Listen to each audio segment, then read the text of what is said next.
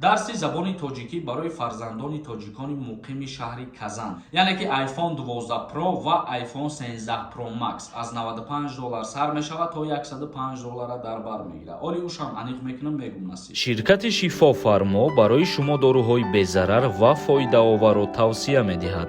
Миноксидил барои зиёд кардани риш ва мӯи сар, эпимедиумная паста барои зиёд кардани қувваи мард, инчунин дорӯҳо барои сангу намаки гурдаро нест кардан ва дорӯҳо барои фарбеҳ ё хароб кардан ва инчунин дорӯҳо барои нест кардани простатит.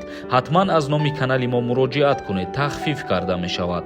рақамҳо дар рӯи экран. Ассалому алайкум ба ҳама тамошобинони барномаҳои канали Юристиҷаи барномаҳои Сорбон Сафаров. Тамошобинони азиз, ҳатман дар видео лайк мондана фаромӯш накунед. Як ахбороти нав ба маълумоти ҳаматон мерасонам ва дар идомаи барнома комментарияҳоро мехонем. Дар як шаҳри Федератсияи Россия омӯзиши забони тоҷикӣ роҳандозӣ карда шуд. дарси забони тоҷикӣ барои фарзандони тоҷикони муқими шаҳри Казан роҳандозӣ карда шудааст, ки ҳадафаш ҳифз ва тарғиби забони модарӣ мебошад. Яъне фарзандони муҳоҷирони корие, ки дар Федератсияи Россия шаҳри Казан қарор доранд, вақте ки ба мактаб метиҳанд фарзандошона, махсус барои фарзандони шаҳрвандони ҷумҳурии Тоҷикистон забони модарӣ низ омӯзонида мешавад. дар доираи ин дарс ба хонандагон дар бораи Тоҷикистон, рамзҳои давлатӣ ва алифбои забони тоҷикӣ маълумот пешниҳод карда мешавад. акнун фарзандони ҷумҳурии Тоҷикистон муқим дар муҳоҷирати шаҳри Казан имкон доранд рӯзҳои якшанбе соати 16:00 дар хонаи дӯстии халқҳо забони тоҷикиро омӯзанд ва шумо метавонед ки рафта бар ҳамин ҷо муроҷиат кунед, фарзандони шумо дарсҳои забони тоҷикӣ бихонанд. дигар ахбороти мо: бозсозии 20 хонаи харобшуда дар муноқишаи марзӣ.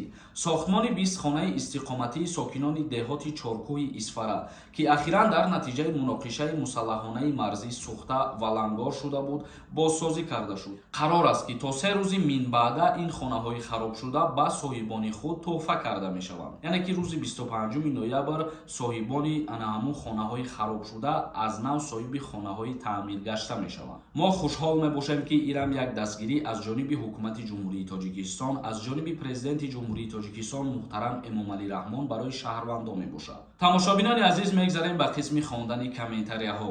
дар ҳамин ҷо як чиза қайд карда мегзарам. касоеда ки нафора узри зиёд мепурсам. чихеле ки медонед дар канали ма конкурс рафтесай. дар 5 рӯз мо 1200 дона билет фурӯхтем. агар шумо ҳамихе дастгирӣ кунед, мо рӯзҳои наздик финала аниқ мекунем.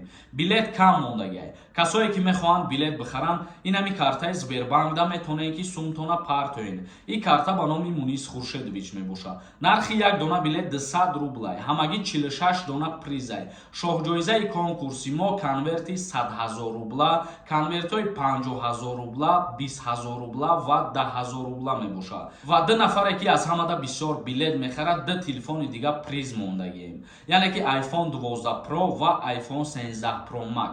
касое ки аз ҳамада бисёр билет мехаранд, бо тариқи автоматӣ ҳамин телефонҳоро бурд мекунанд. чектона ин ҳами рақамҳода дар WhatsApp роӣ кунед. як дастгирии дигар кунед, мо рӯзҳои наздик билетҳоро ки тамом кардем, финала аниқ мекунем. ҳаматонда муваффақият, раҳмат барои дастгириётон. ин ян нависондай: акаи Сорбон вид на жительство дошта бошӣ. дар Тоҷикистон зиёда аз 1 сол бестӣ. паспорт аннулировад мешавад ё не? пешакӣ раҳмат. 10 бора савол додесам. бародари азиз, манам чанд бора ба саволи ту ҷавоб додесам, ай сабабе ки видеоро то охирша тамошо намекунед, баъд саволи такрорӣ додан мегирем.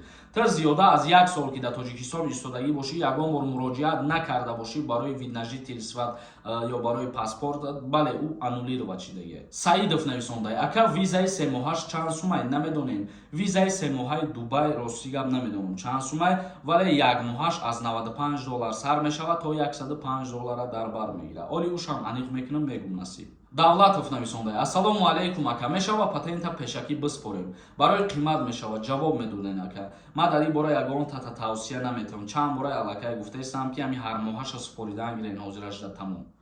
як каси дигар нависонда ин патент ранги асп давидестай ку бале ҳамасола баъд аз соли нав нархи патент дар федератсияи россия қимат мешавад дар тамоми шаҳрҳош. Ширин нависонда: ассалому алайкум, мара дадам гражданство дорам, ман Москва омадам, дар мигратсиони работа навистагие гуфтан патент мекунӣ, патент кардам, метавонам документ кунам ва чӣ лозим? Илтимос ҷавоб гардонед.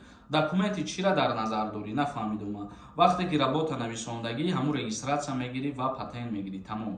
Ҷасур нависонда: акай Сорбон хизмати ҳарбӣ кай тамом мешавад? Даъваткунӣ рӯзи 27 ноябр ба анҷом мерасад. Барса Тиҷей нависонда: ассалому алайкум, ака ҳамин ду кӯдак дора, мебаранд ё не? Пешакӣ раҳмат. Касое ки соҳиби ду фарзанд мебошанд аз даъваткунӣ ба хизмат озод ҳастанд. Як каси дигар нависонда: акаяк чӣ рафтем, дам гирифтем?